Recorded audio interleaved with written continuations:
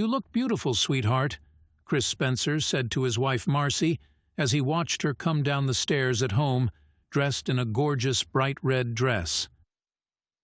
That night was their first date since the birth of 3.5-year-old Lucy, and they were both very happy to spend an intimate evening, just the two of them, and enjoy a delicious meal at one of the most luxurious restaurants in town.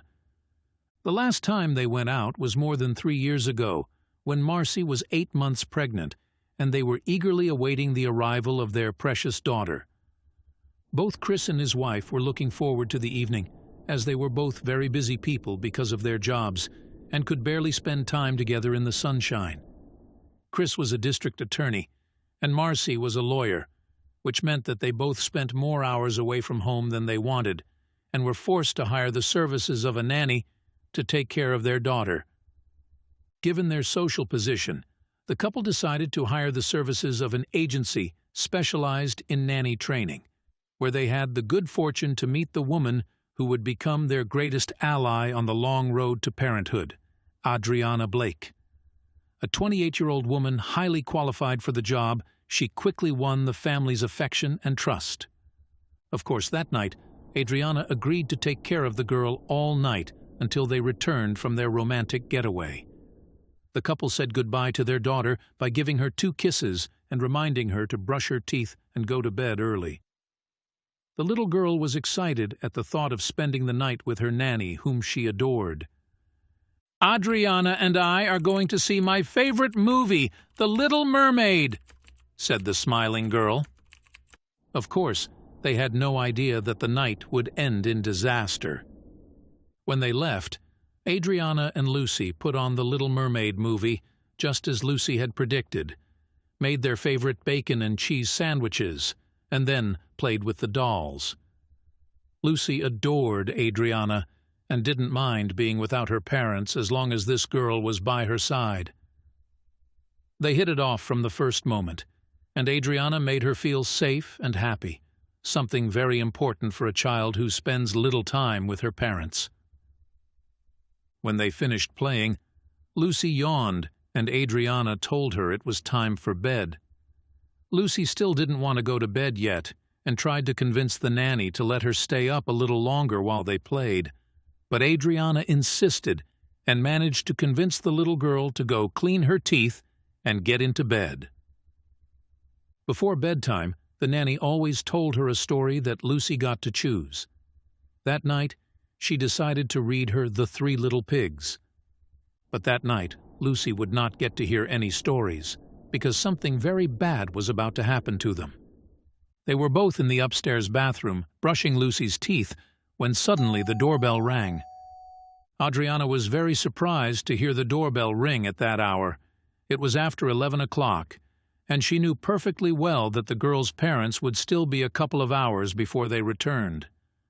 Still, she decided to go and see what it was about, and left the girl upstairs brushing her teeth.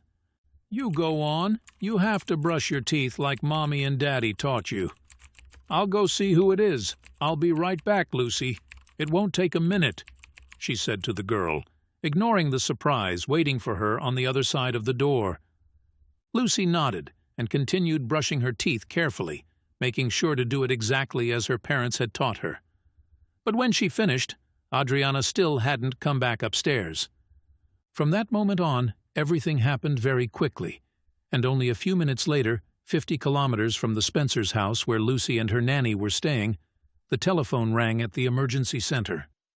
That night, Sarah Davis was in charge of one of the switchboards that responded to thousands of emergency calls every day. As soon as the call came in, she answered, but she would never have expected to hear a response like that. 911, good evening, what is your emergency? She said, and was surprised to hear a little girl's voice on the other end of the line. I want a pizza, please, the girl whispered in a shaky but firm voice. At first, Davis thought someone was playing a joke on her, but when the girl repeated herself again, she understood that it was a serious call. What's your name? She asked again, keeping calm. The answer was the same again. Please, can you bring me a pizza? The little girl replied. The answer kept leaving Sarah very puzzled, and she was thinking at full speed to try to understand what the girl was trying to tell her, until she finally understood. "I want a pizza" was a coded message used to ask for help in cases of kidnapping. And indeed, it was. On the other end of the line, Lucy, our little 3-year-old protagonist, had managed to slip away from the intruder who had entered her house in the middle of the night, beaten her babysitter, and was now wandering around the house looking for something very specific. He was looking for her, and it wouldn't be long before he found her. Lucy, who was very smart, knew immediately that she was in danger and remembered what her babysitter had aptly taught her just a few months earlier. If you ever feel you're in danger, and I can't help you, if someone wants to hurt you, you should call 911 and utter these words, "I want a pizza, please." They will understand, and then the person who wants to hurt you won't know that you are calling for help and that the police are on their way. As soon as the emergency operator realized what was happening, she immediately contacted the police and ordered a unit to be sent to the girl's location, which she had quickly located through her tracking system. "Please, you must hurry! There is reason to believe that they are trying to kidnap a child and that her family is hurt," Sarah told the officers who were responding to her kidnapping call. The police initiated the operation in record time, and upon arriving at the house, they noticed that the lights were still on. They quickly got out of the car, and Brigadier Captain Daniel Harrison was the first to arrive and approached the front door cautiously.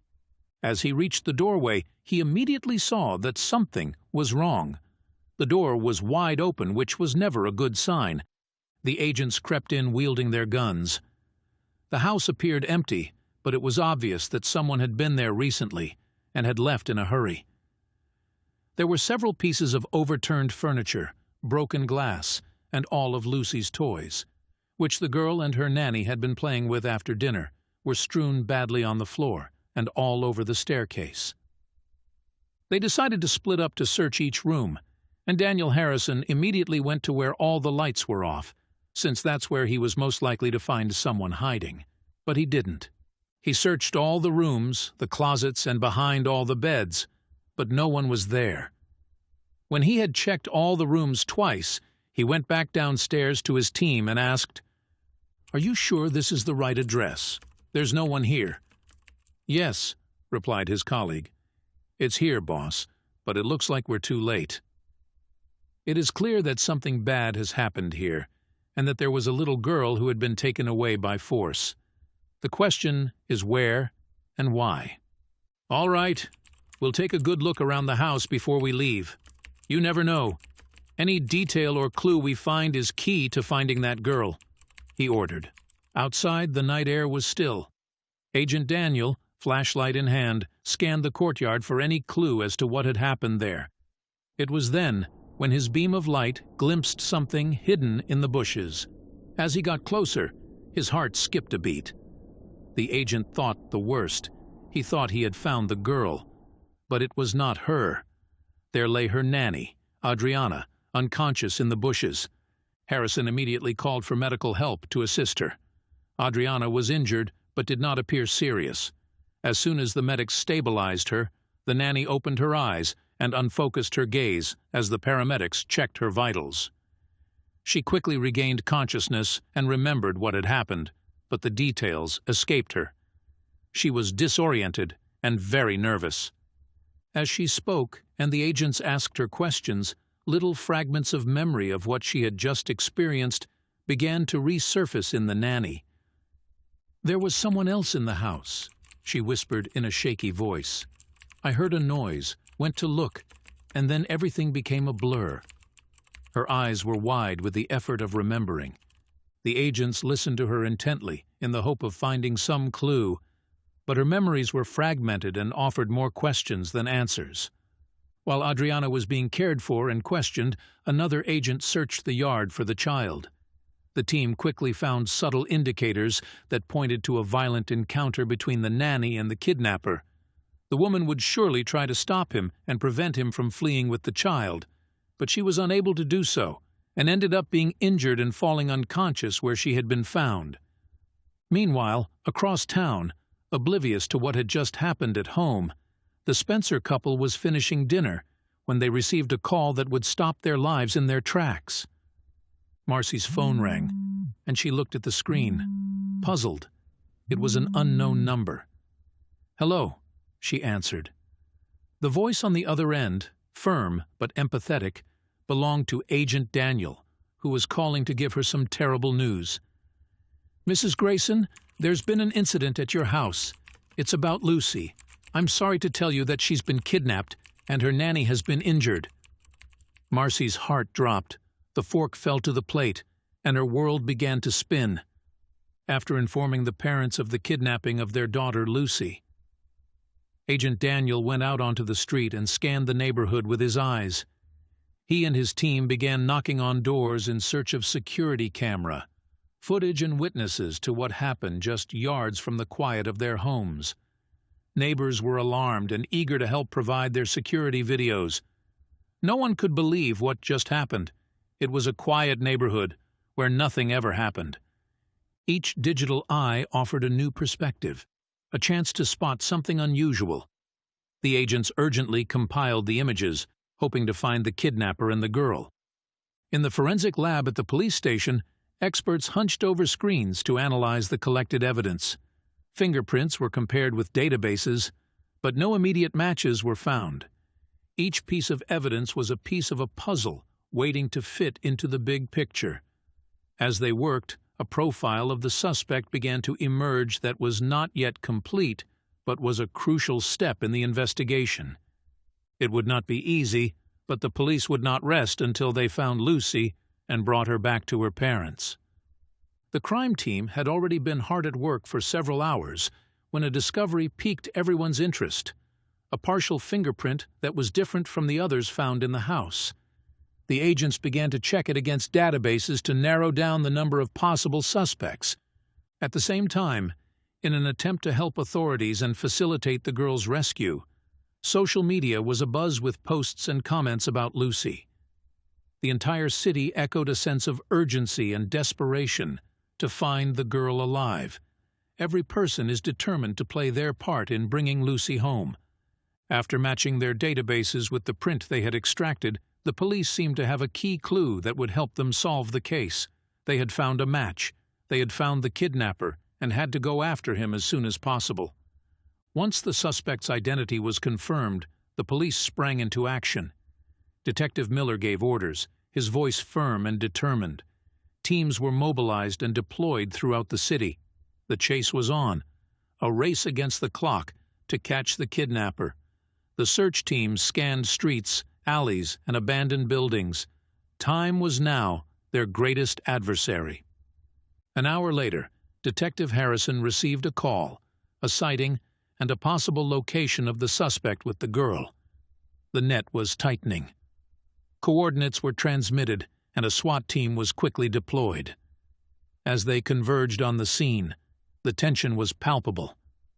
A rescue operation that balanced precision with urgency was meticulously planned. With a silent signal, the breach began. Doors were forced open, rooms quickly emptied, and she was found in a small, dimly lit room. Lucy, though frightened, was unharmed. As soon as they saw her, a wave of relief swept over the team. The nightmare was over, and Lucy was safe. "She's here! We found her! The girl is fine!" shouted one of the euphoric agents. The little girl was frightened, but as soon as she was rescued by the police, the first thing she did was to ask for Adriana and her parents. She was a truly remarkable little girl. She was tired, and you could tell she had been crying, but she hadn't stopped thinking for a moment about the safety of those she loved the most. An hour later, as soon as Lucy saw her parents and the nanny, safe and sound after being attended to by the doctors, a mixture of relief and joy spread across her face. It was a scene of pure emotion. A family reunited after facing their darkest fear. The nightmare was over, and their little girl was back in their arms.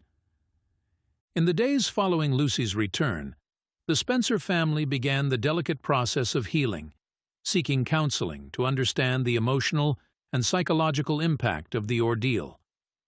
It is also important to mention how the community's role in Lucy's rescue was extraordinary. After learning that the girl had been rescued safely, a party was held in the town square in honor of the volunteers, the police, and all those who had contributed to her search.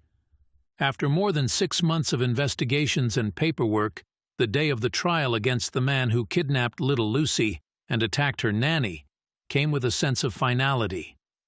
His name was Michael Wright, and he was a man with a troubled past, with numerous priors and serious psychological problems. His life was a tapestry of wrong turns and missed opportunities. He was divorced, had 2 children he could no longer see, and a wife who abandoned him when he was unable to face his problems and behave like a real family man. On the other hand, the trial delved into the economic problems of the kidnapper, painting the portrait of a desperate man cornered by the circumstances of a life adrift. His mounting debts, bills, and inability to find steady employment were highlighted. Apparently, Michael, desperate to find a quick solution to his debts, had followed Lucy's father's career as a district attorney very closely. Mr. Spencer was a public figure and often appeared in the local media, so it was easy for him to find out who he was and where he worked. After that, he only had to follow and observe him for a few weeks to get to know his family and learn about his routines. His plan was to ask for a millionaire sum of money in exchange for the girl's ransom, but as we all know, his plan did not work out. The bang of the gavel marked the beginning of the kidnapper's trial. The courtroom was filled with an air of solemnity that represented a turning point. For the Spencers, this moment was the culmination of their ordeal, the opportunity for justice to be served. When the judge pronounced the sentence, there was a collective gasp of relief. The kidnapper would face the consequences of his actions, a fact that offered a semblance of peace to all concerned. After the trial, the Spencer family looked toward a new dawn. The trauma they had endured would always be part of their history, but it did not define them. They found strength in each other and in the support of their community. With each new day, they embraced life with a deeper appreciation, a family united not only by blood, but by the resilience of the human spirit in the face of adversity. Did you like this touching and surprising story? If so, we invite you to leave us a comment expressing your opinion. If you want to continue enjoying inspiring stories like this one, subscribe to our channel or check out the other videos shown at the bottom of the screen. Thank you for your cooperation.